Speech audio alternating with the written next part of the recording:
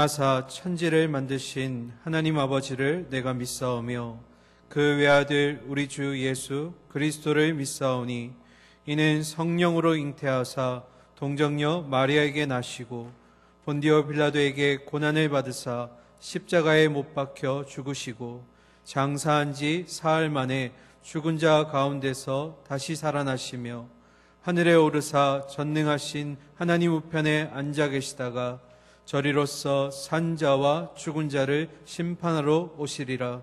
성령을 믿사오며 거룩한 공예와 성도가 서로 교통하는 것과 죄를 사하여 주시는 것과 몸이 다시 사는 것과 영원히 사는 것을 믿사옵나이다. 아멘.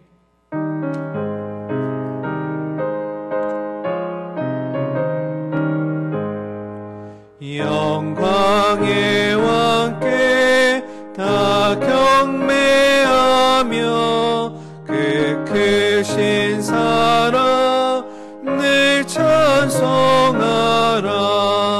옛부터 영원히 참 방패시니 그 영광의 주를 다 찬송하라. 제 그릇같이 연약한 인생 주 의지하여 늘 강건하리. 온 백성 지으심만 왕이시니 그 잠이 영원히 변함없어라.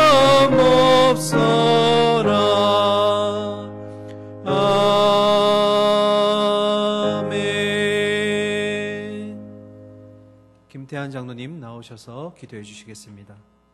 언제나 우리 앞에서 가시며 인도하시는 하늘에 계신 우리 아버지여, 지난 한 해 동안 우리가 걸어온 길을 뒤돌아보니 걸음마다 자국마다 다 죄뿐입니다.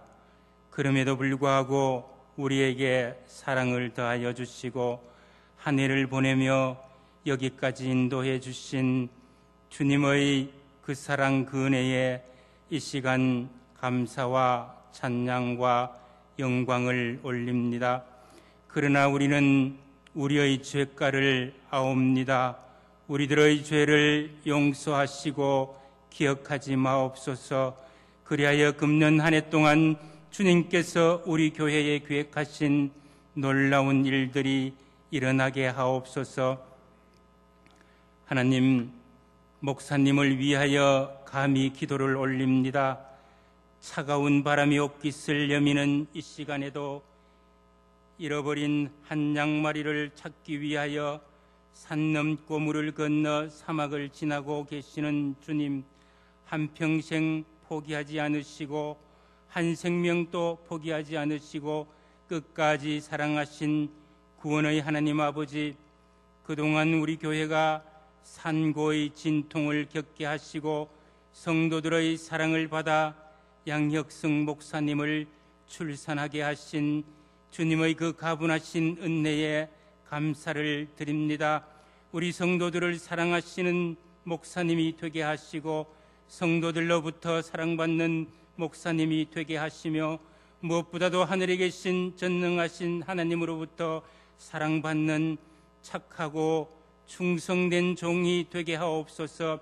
이 시간 성령님께서 말씀으로 조명해 주셔서 목사님을 통한 그 말씀이 금년 한 해 동안 우리 성도들에게 하나님을 향한 영적 나침판이 되게 하시고 육신의 양약이 되게 하옵소서. 이 나라와 이 민족을 위하여 기도를 드립니다. 이 민족의 소원인 통일조국이 저 북녘 땅 가정교회에서 신앙의 유산과 믿음의 여정을 이어가는 북녘 동포들과 함께 복음으로 통일조국이 이루어지게 하옵소서. 특별히 분열된 이 나라 국정이 공의와 정의와 정직으로 하나님 나라가 임하게 하시고 대통령과 위정자들과 이 백성이 주님께 영광 돌리는 동방의 예루살렘이 되게 하옵소서. 전능하신 하나님 아버지, 무엇보다도 이 나라의 경제를 회복시켜 주시고 국고를, 나라의 곳간을 채워 주옵소서.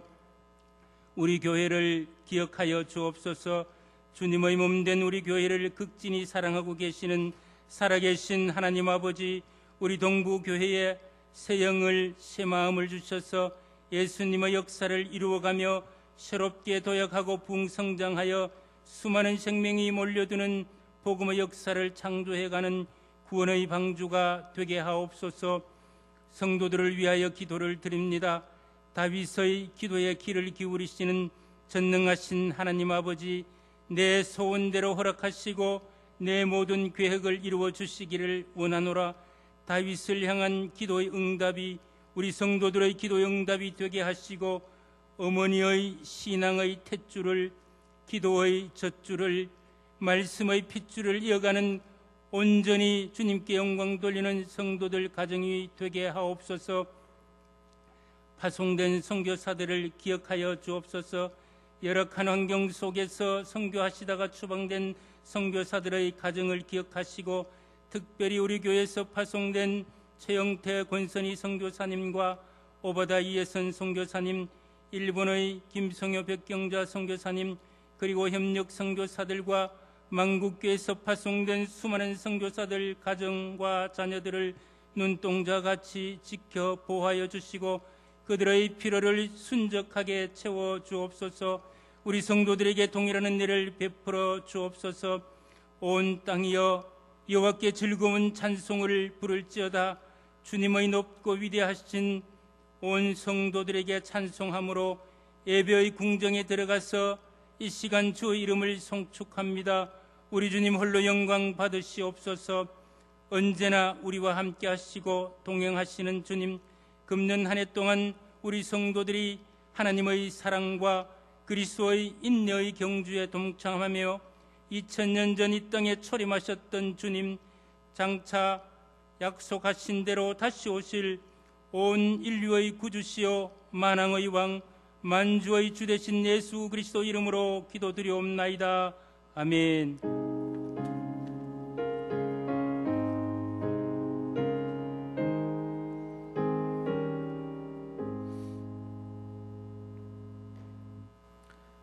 이 시간 교회 소식 전해드리겠습니다.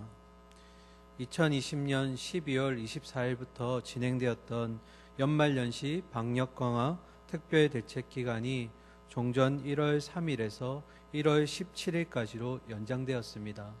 해당 기간 중에는 비대면 예배만 허용하고 있습니다. 성도님들 온라인 홈페이지와 그리고 유튜브를 통해서 계속 함께 예배 드려주시기를 부탁드립니다. 온라인 기간 중 헌금 안내는 다음 계좌에 보시는 대로 헌금해 주시면 되겠습니다. 특별히 온라인 헌금이 불편하신 성도님들은 교회 1층 사무실로 직접 오셔서 헌금하실 수 있습니다. 교우동정입니다.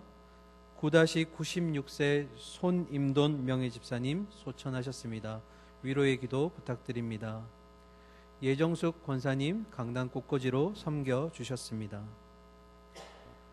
오늘 우리에게 주시는 하나님 말씀 함께 보도록 하겠습니다. 신약성경 고린도후서 2장 12절부터 17절까지의 말씀입니다.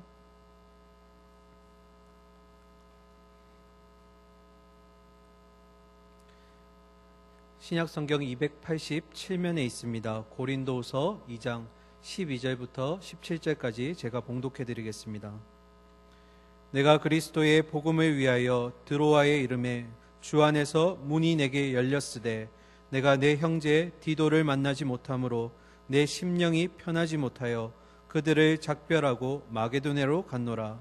항상 우리를 그리스도 안에서 이기게 하시고 우리로 말미암아 각 처에서 그리스도를 아는 냄새를 나타내시는 하나님께 감사하노라. 우리는 구원받는 자들에게나 망하는 자들에게나 하나님 앞에서 그리스도의 향기니 이 사람에게는 사망으로부터 사망에 이르는 냄새요 저 사람에게는 생명으로부터 생명이 이르는 냄새라. 누가 이 일을 감당하리요? 우리는 수많은 사람들처럼 하나님의 말씀을 혼잡하게 하지 아니하고 곧 순전함으로 하나님께 받은 것 같이 하나님 앞에서와 그리스도 안에서 말하노라. 아멘. 이 시간 담임 목사님 나오셔서 선한 능력으로라는 제목으로 말씀 전해주시겠습니다.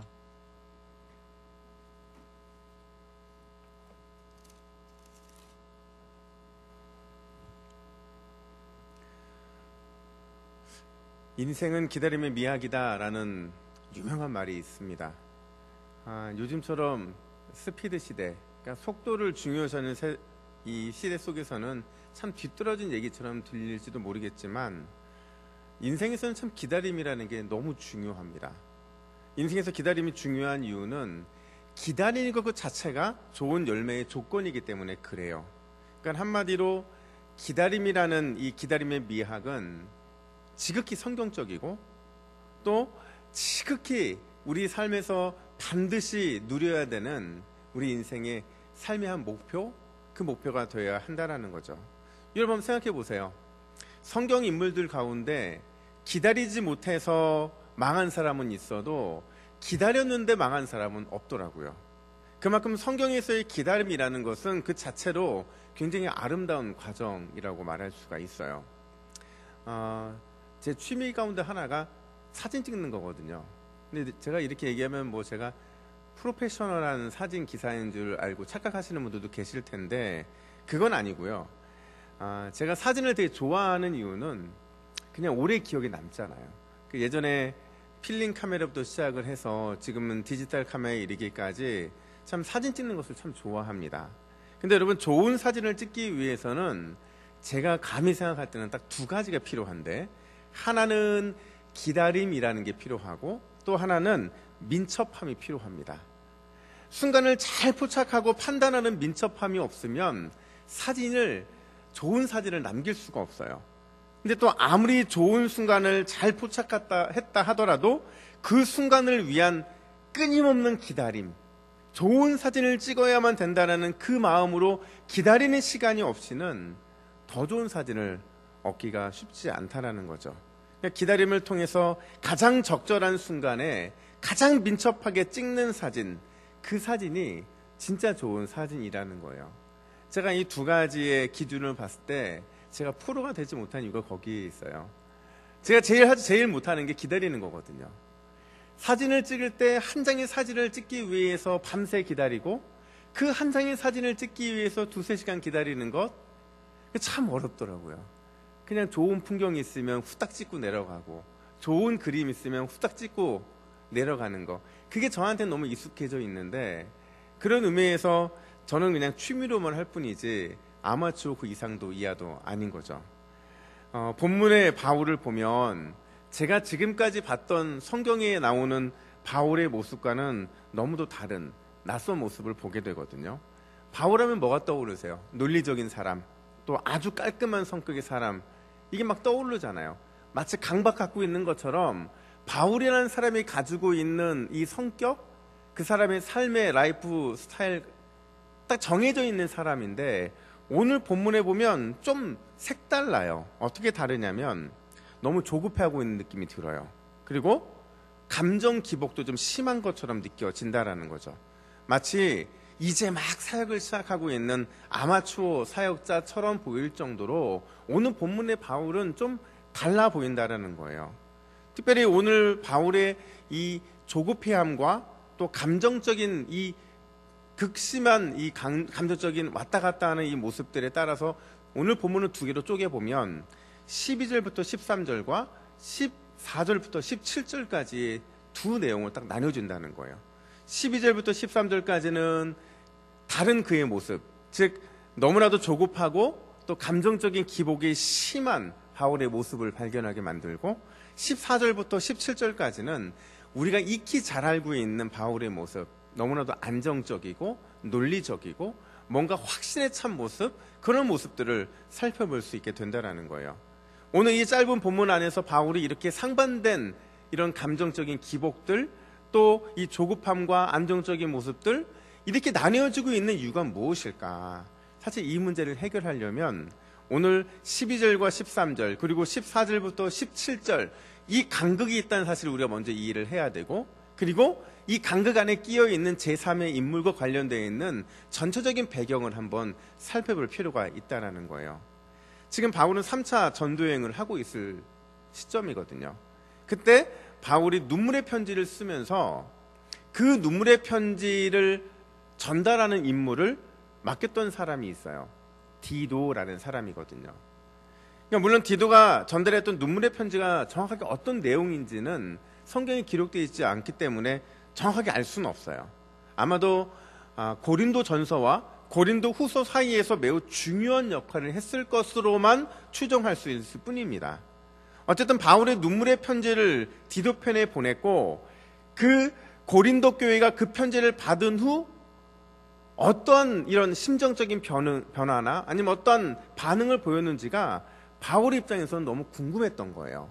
자신이 편지를 친필로 써서 디도에게 보냈죠. 디도는 그 편지를 가지고 갔죠. 지금처럼 핸드폰이 있거나 아니면 지금처럼 뭐 인터넷이 너무 잘 돼 있어서 이메일을 주고받거나 그런 상황이 아니다 보니까 그곳에서의 소식들과 어떤 이야기들을 전달해 오는 디도의 그 편지를 기다리는 바울의 심정은 아마 굉장히 오랜 시간 동안 복잡하고 또 힘든 마음이었을 것 같아요. 그래서 오늘 본문 12절 13절을 보면 심지어 복음 전파의 기회마저 미룰 정도였다 이렇게 표현하고 있거든요. 한번 볼까요? 12절부터 13절입니다. 내가 그리스도의 복음을 위하여 디도아의 이름에 주 안에서 문이 내게 열렸으되 내가 내 형제 디도를 만나지 못하므로 내 심령이 편하지 못하여 그들을 작별하고 마게도냐로 갔노라. 자, 여러분 이게 무슨 얘기냐면요. 지금 3차 전도 여행에서 지금 바울이 가는 루트가 드로아에 딱 멈췄고 드로아에서 이제 쭉 내려와서 송아시로 내려오면 되는데 그의 길이 디도를 만나고 싶은 열망이 너무 강하다 보니까 이 길이 열렸음에도 불구하고 다시 마게도냐 지방까지 위로 올라간 겁니다. 올라가서 다시 고린도까지 내려왔다가 다시 돌아서 이렇게 내려오는 과정들을 밟게 되거든요.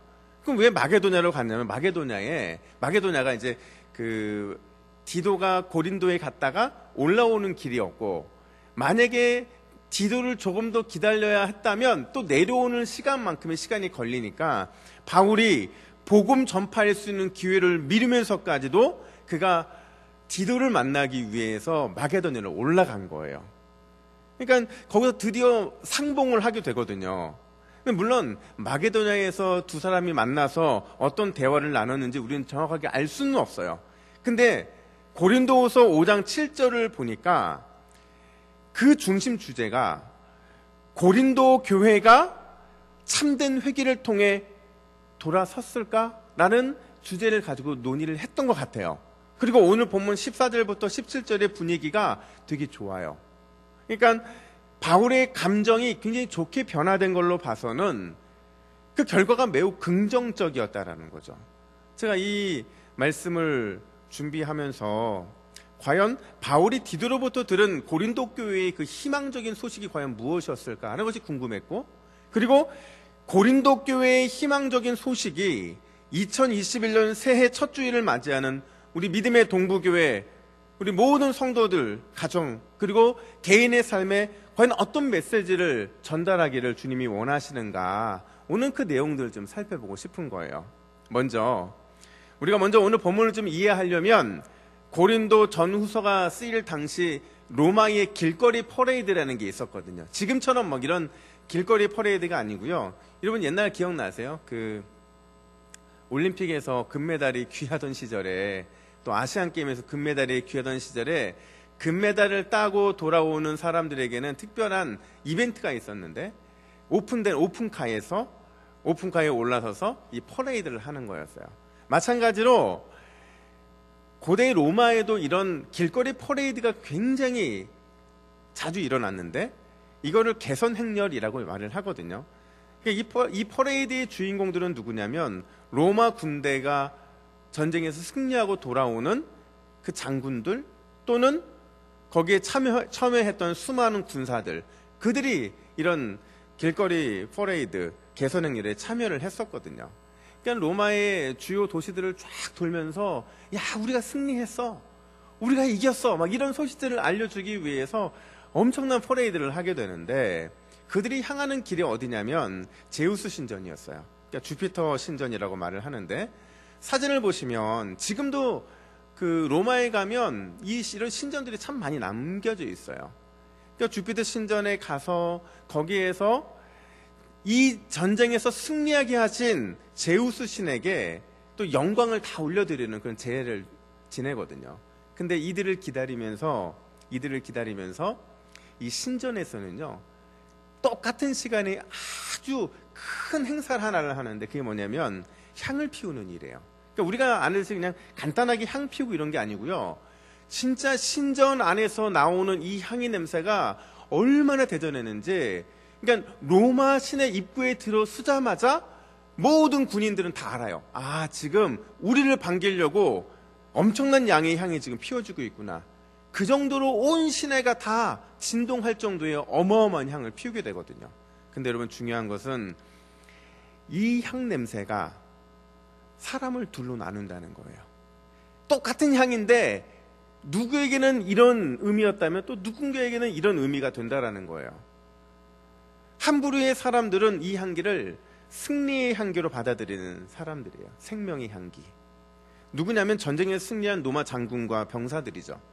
여러분, 그들의 입장에서 내가 아주 고된 싸움에서 승리를 하고 돌아오는데, 자신의 생명도 살림받고 돌아온 것도 참 감사한 일이지만 승리까지 했잖아요. 승리하고 로마 시내를 딱 들어서는데 그 로마 시내에서 마치 자기를 반기는 듯한 이 아주 깊게 배어있는 향이 막 코를 찌른다고 생각해 보세요. 이 냄새가 얼마나 대단했겠어요. 여러분, 승리자만이 누릴 수 있는 기쁨이거든요.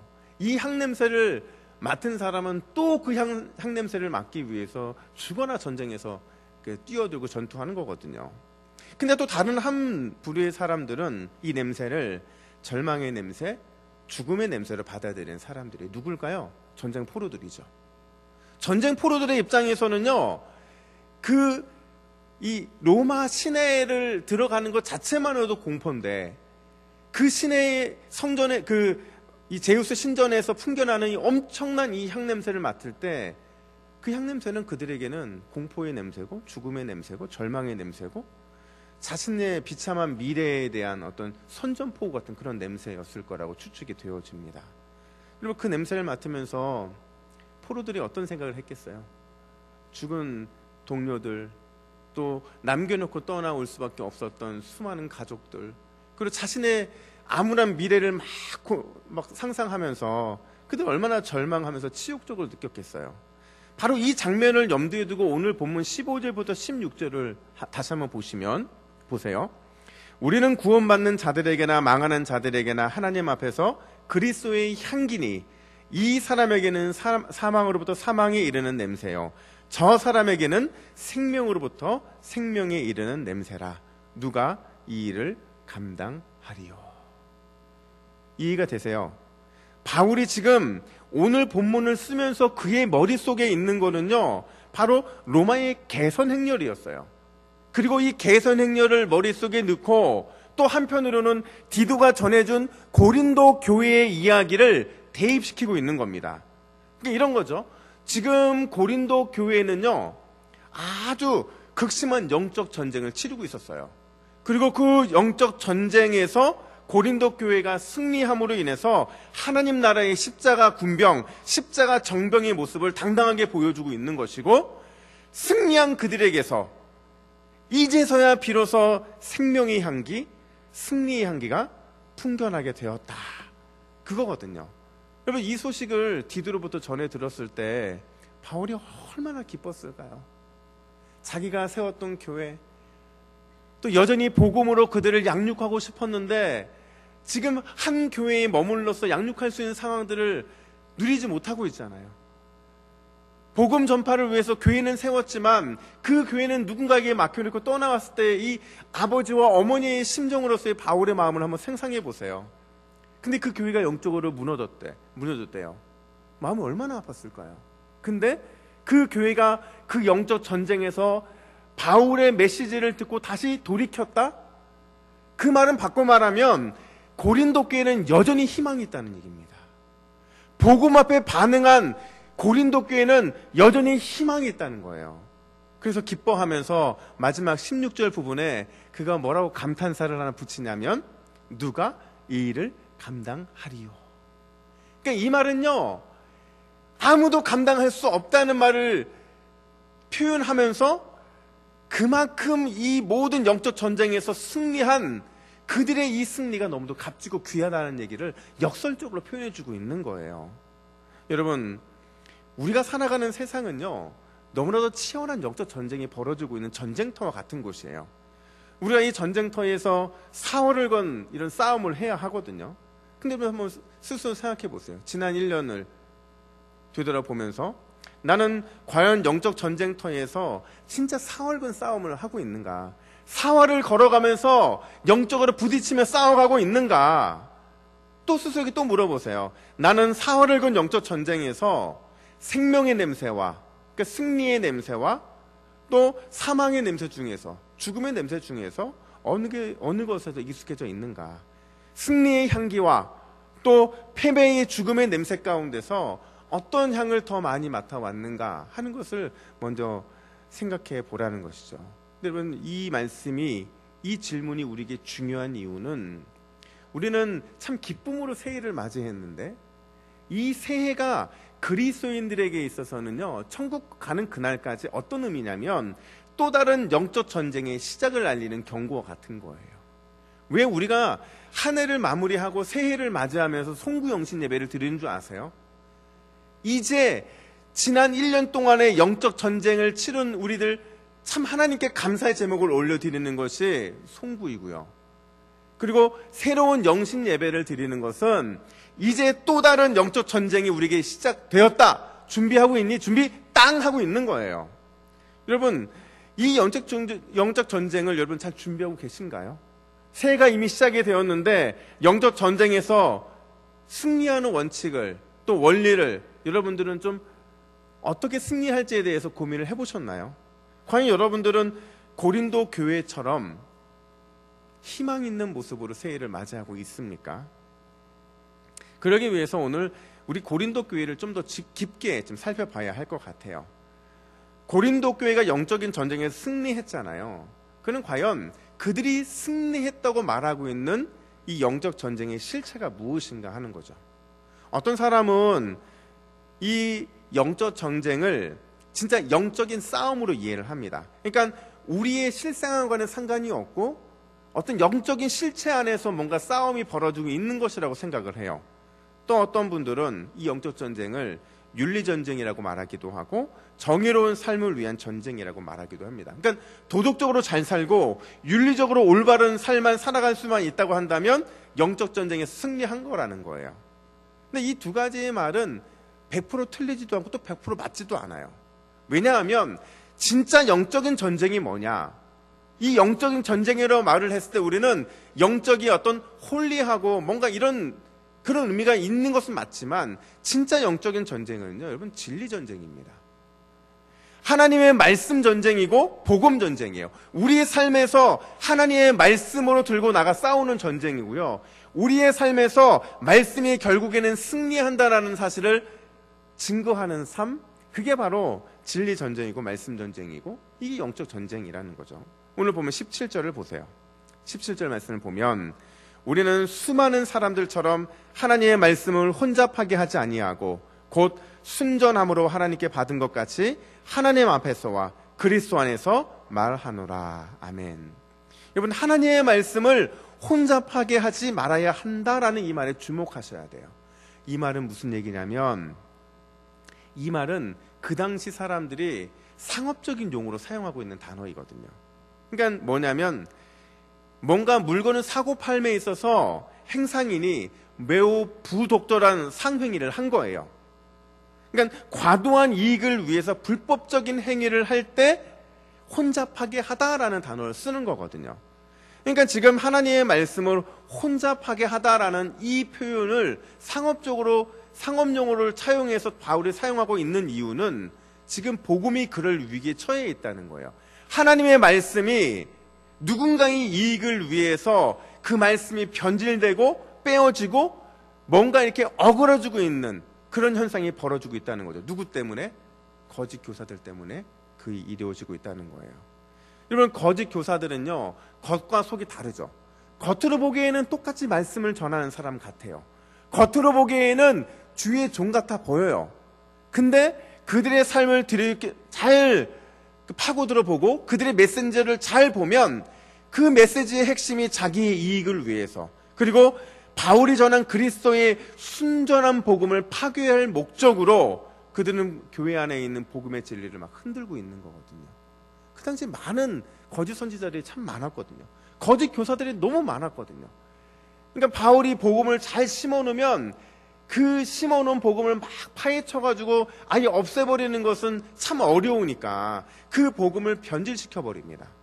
뭐 예를 들어서 할례 받아야 구원을 받는다고 말하기도 하고, 뭐 심지어 율법을 잘 지켜야 구원에 이를 수 있다고 말하기도 해요. 근데 여러분, 바울이 심겨놓은 이 거짓, 이 복음에 대해서 수많은 거짓 교사들이 일어나서 이 일들을 막 회방하기 시작했어. 어떤 현상이 벌어졌냐면, 고린도 교회 안에 있었던 복음의 변질로 인해서 복음의 능력이 약화되기 시작해요. 복음의 힘이 약화되잖아요. 복음의 능력이 약화되잖아요. 그러면 그 복음이 약화됨으로 인해서 영적인 힘이 점점 쇠약해지고 말아버립니다. 복음이 복음되지 않게 됨으로 인해서 그들이 진짜 어떻게 보면 그리스도인답게 살아야 되는 그 모든 것들을 잃어버리는 거, 그게 바로 복음의 능력이 약화되기 때문에 나타나는 거거든요. 이럴 때 그들을 다시 일깨운 거, 그게 뭐냐면 바울의 눈물의 편지였던 거예요. 그 바울의 눈물의 편지 속에 그들이 다시 붙잡아야 될 진리가 무엇인지, 하나님의 말씀이 무엇인지 그 의미를 담아놓고 있었던 거예요. 그리고 이 진리 전쟁에서 고린도 교회가 다시 바울을 선택하거든요. 바울이 전한 눈물의 호소 가운데 그 복음의 메시지를 다시 붙잡거든요.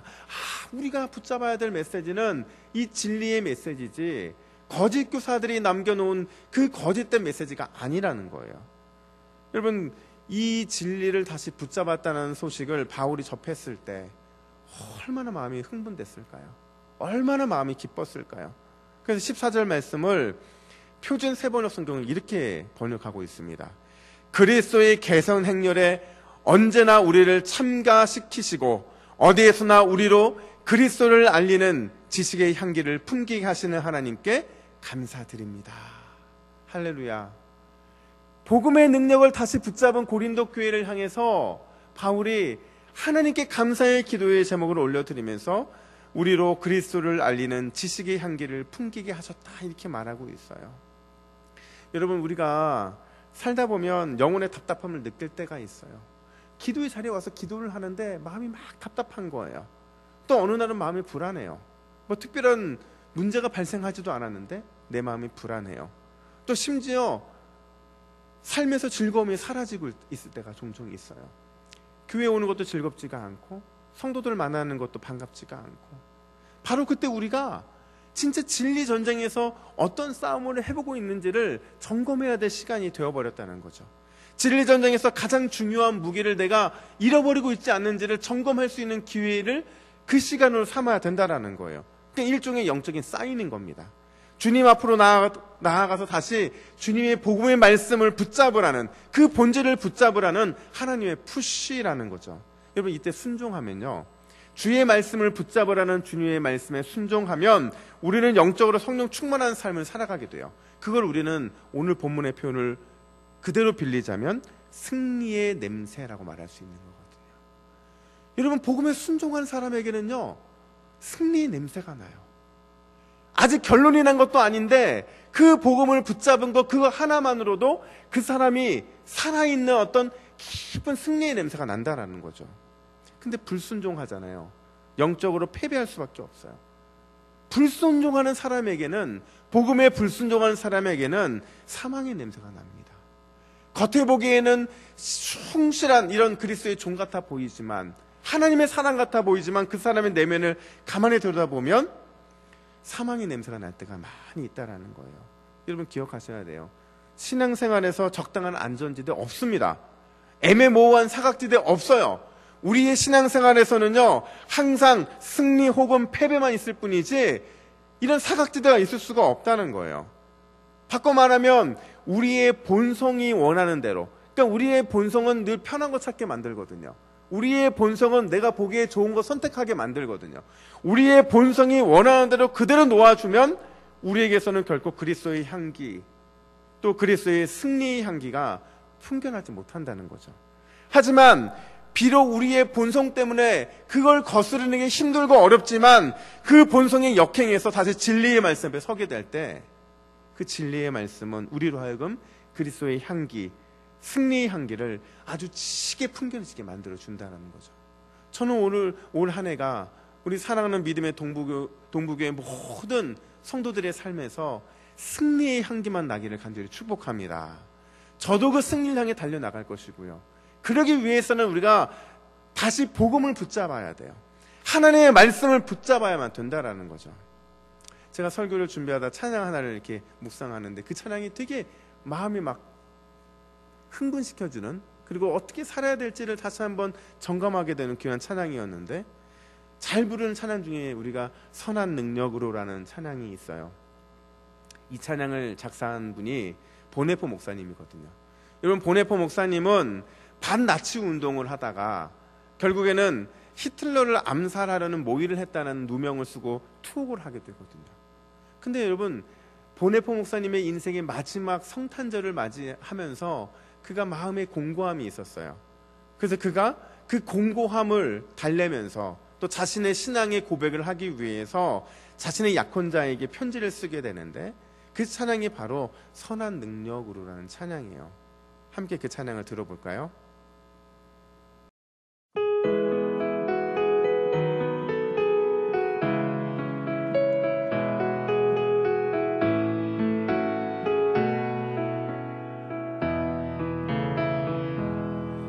Von guten Mächten treu und still umgeben, behütet und getröstet wunderbar. So will ich diese Tage mit euch leben und mit euch gehen in ein neues Jahr. Von guten Mächten wunderbar geborgen, erwarten wir getrost, was kommen mag. Gott ist mit uns am Abend und am Morgen und ganz gewiss an jedem neuen Tag. Noch will das Alte unsere Herzen quälen, noch drückt uns böser Tage schwere Last. Ach Herr, gib unseren aufgescheuchten Seelen das Heil, für das du uns bereitet hast. Von guten Mächten wunderbar geborgen, erwarten wir getrost, was kommen mag. Gott ist mit uns am Abend und am Morgen und ganz gewiss an jedem neuen Tag. Lass warm und still die Kerzen heute flammen, die du in unsere Dunkelheit gebracht. Für wenn es sein kann, wieder uns zusammen. Wir wissen es, dein Licht scheint in der Nacht. Von guten Mächten wunderbar geborgen, erwarten wir getrost, was kommen mag. Gott ist mit uns am Abend und am Morgen und ganz gewiss an jedem neuen Tag.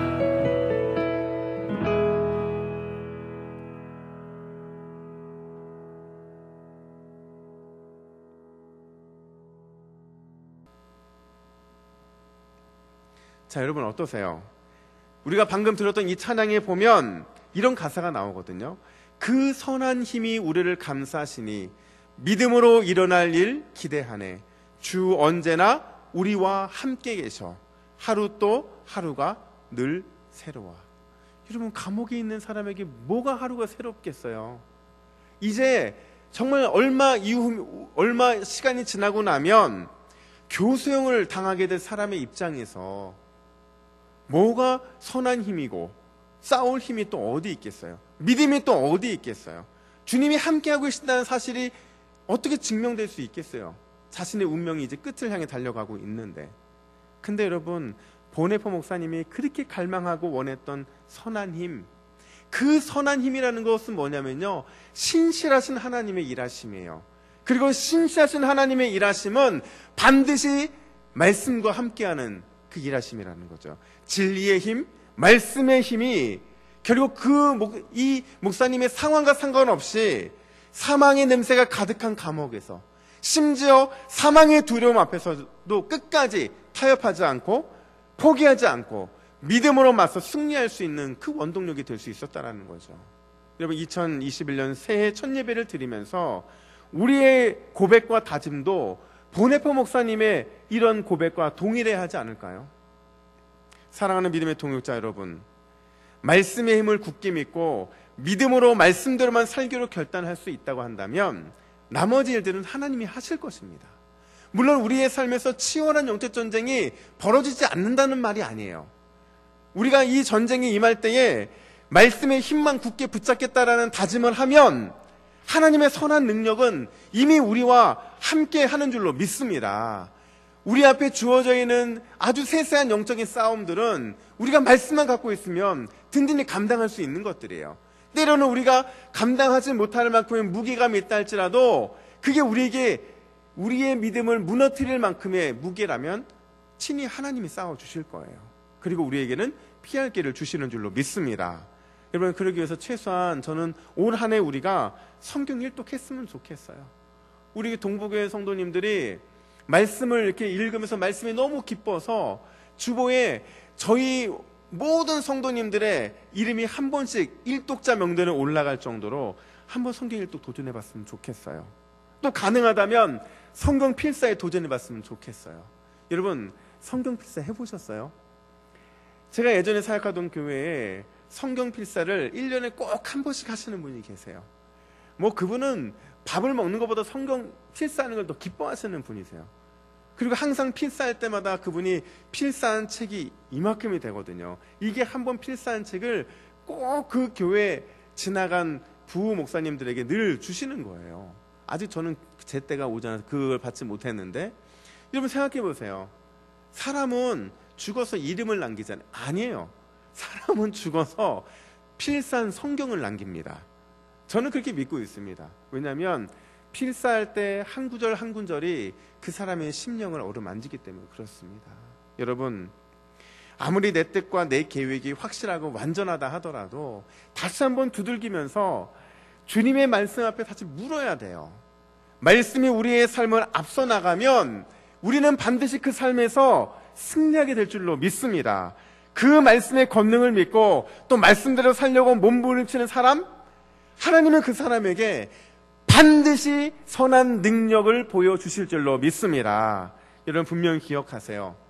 우리가 그렇게 우리의 삶에서 이루어지기를 간절히 원하고 또 기도하면서 그렇게 기도했던 홍해가 갈라지는 역사, 또 오병이어 이어가 일어났던 그 역사, 성경에 등장하는 모든 기적과 놀라운 은총의 역사는 말씀의 순종으로 인해서 이루어졌다라는 거예요. 하나님의 말씀에 순종하는 사람을 통해서 홍해가 갈라지는 역사도 일어났고 오병이어가 일어나는 기적도 일어났다라는 거죠. 여러분, 시편 119편 105절에서 뭐라고 말을 합니까? 주의 말씀은 내 발의 등이요 내 길의 빛이니이다, 이렇게 말하고 있어요. 말씀이 가리키고 말씀이 비추는 대로 우리가 나아가게 될 때 고린도 교회가 다시 영적 회복을 위해 붙잡았던 그 복음, 보네포 목사님이 굳게 믿었던 하나님의 선한 힘, 그 진리의 말씀의 능력, 이 모든 것들이 우리 동부교회도 동일하게 붙잡을 수 있는 귀한 은혜의 말씀이 되어야 될 줄로 믿습니다. 우리가 다시 한번 말씀을 강하게 붙잡음으로 인해서 새로운 도약의 은혜를 경험하는 올 한 해가 되어지고, 하나님의 선한 능력으로 여기까지 왔습니다라는 그 복된 환희에 찬 기쁨의 간증, 2021년도 우리가 마지막 송구영신 예배 드릴 때 모두가 다 감사함으로 올려드리는 기적이 있었으면 좋겠어요. 이 은혜를 사모하면서 올 한 해 주님의 귀한 은혜의 말씀 앞에 한 걸음 더 나아가는 저와 여러분 되기를 예수님의 이름으로 축복합니다. 함께 기도하겠습니다. 언제나 우리에게 말씀하시기를 기뻐하시는 하나님 아버지, 2021년도 믿음의 승리를 위해 다시 한번 말씀에 붙잡힌 삶이 되기를 원합니다. 말씀과 몸부림치며 은혜의 보좌 앞으로 나아가는 우리 모두가 되게 하여 주시옵소서. 세상에 우리의 마음을 흔들고 어떤 위협이 우리를 몰아붙인다 하더라도 절대 진리인 말씀만을 우리가 꼭 붙잡을 수 있도록 도와주시고, 주님의 은혜의 승전보를 말씀 속에서 찾는 우리 모두가 되게 하여 주시옵소서. 특별히 이 시간 주 앞에 올려드리는 예물을 주님 기뻐 받아주시고 기름 부어 주심으로 주 앞에 드린 성도님들의 귀한 손이 주님의 은혜의 만배로 갚아지시는 특별한 은혜가 임할 수 있도록 역사하여 주시옵소서. 우리에게 말씀의 승리와 그 향기를 풍기게 하실 우리 주 예수 그리스도의 이름으로 기도하옵나이다. 아멘. 이 시간 준비한 예물을 주 앞에 올려드리겠습니다.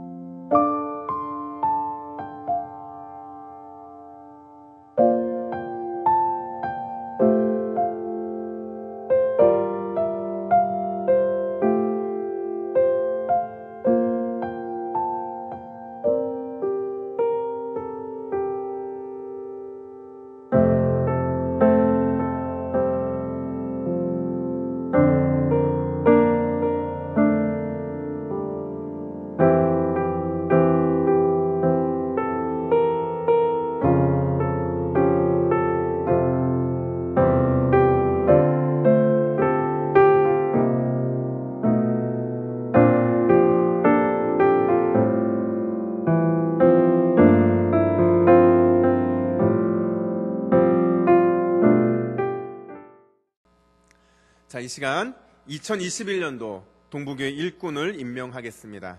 특별히 오늘은 우리 위원장님과 또 부위원장님, 또 부장님들 세부 직분자 임명의 부서 일꾼 임명은 추후에 저희가 임명할 예정이고요. 오늘은 이 세 분들만 저희가 임명하도록 하겠습니다. 우선 당회입니다. 당회 서기로 민병희 장로님께서 수고해 주시겠습니다. 제주회입니다. 제주회 서기로 이경석 안수 집사님, 또 부서기로 문우식 집사님, 또 회계로 윤만기 집사님, 감사로 주두식 장로님과 김정백 장로님께서 수고해 주시겠습니다. 자, 이번에는 예배 찬양위원회입니다.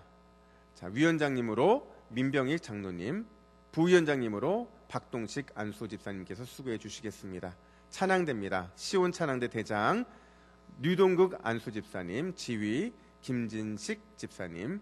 호사나 찬양대입니다. 대장 천자경 권사님, 지휘 신예랑 집사님. 관현악입니다. 1부 관현악 팀장님 윤안희 권사님, 2부 관현악 팀장님 한금희 집사님.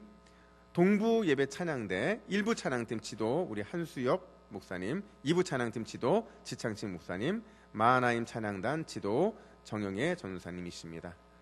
차론 중창단 단장 문경숙 권사님, 린나 워십팀 팀장 김민지 집사님, 예배영상부 부장 정효준 집사님, 문화사역부 부장 조용태 안수 집사님, 또 성찬 부장 예정숙 권사님이십니다.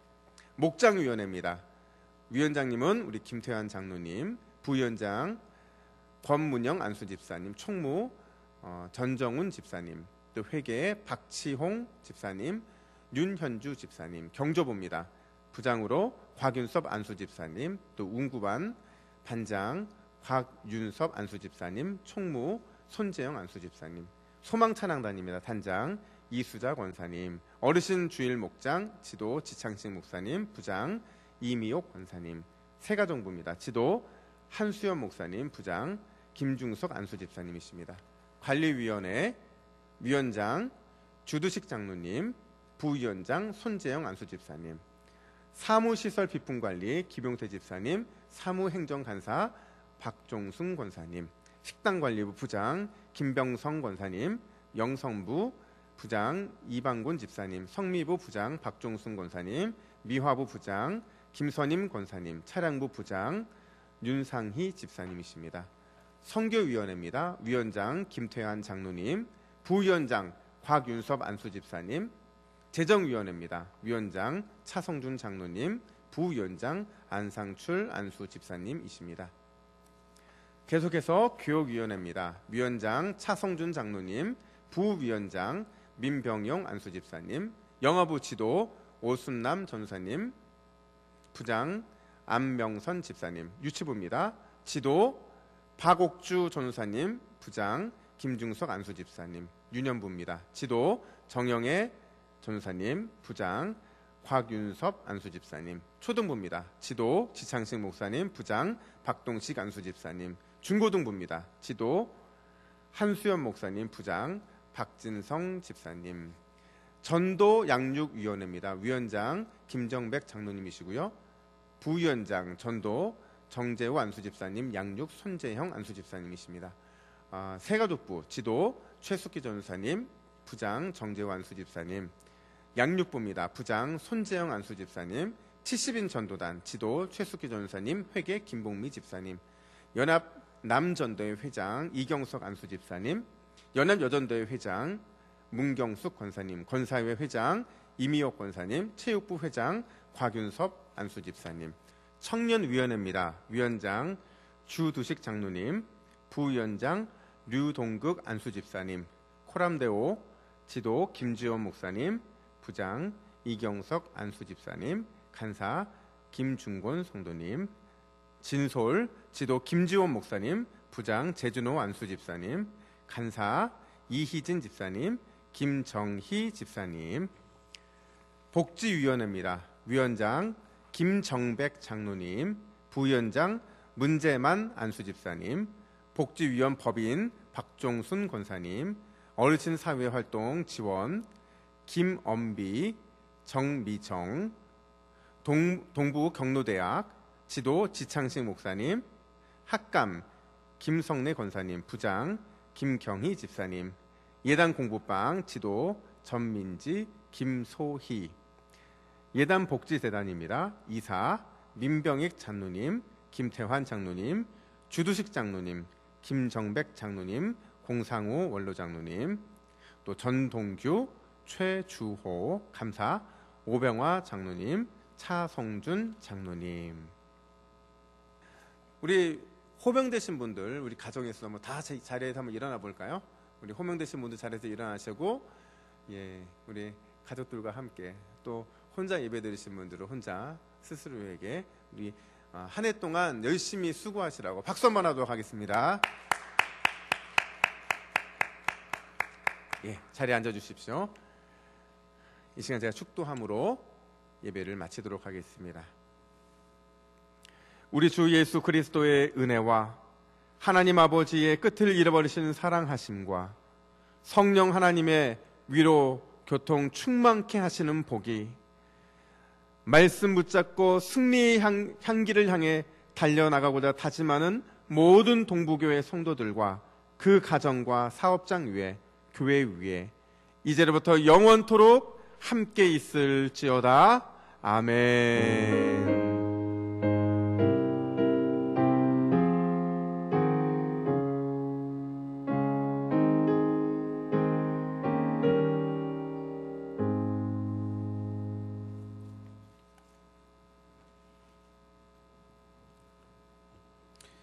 아무것도 두려워 말라. 우리 주님께 찬양드리며 주일 예배 마치도록 하겠습니다.